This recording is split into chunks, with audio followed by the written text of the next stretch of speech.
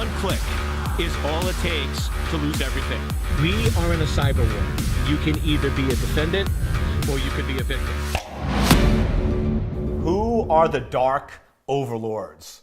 I tell you one thing I have to give these hacking groups that are out there is they are awesome at coming up with cool names. I tell you, they should help out Hollywood, because this weekend I was by myself and I just needed a little break. And I'm like, you know something? I could use a good action flick. So I walk over to the movie theater right near my townhome, and there's not a single movie playing that seemed good. There were all these boring titles. Now, if there was a movie called Dark Overlords, oh, count me in, right? Right, I'm all over that. So who knows, Hollywood might now do that in the hacking group. But Dark Overlords is an interesting group. They are basically a cyber hacking group that's focused on cyber extortion. What they do is they find companies that don't have proper security. They break in, steal information.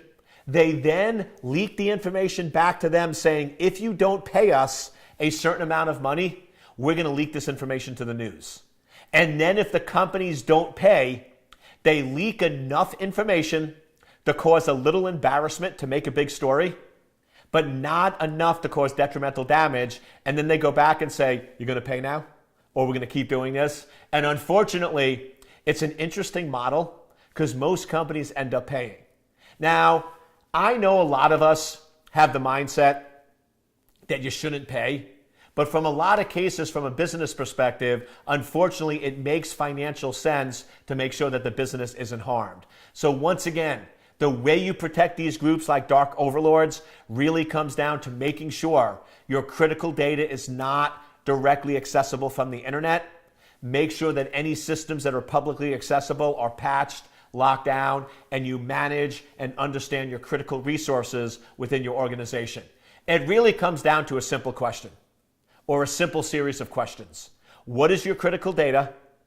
Where is it located? And who has access?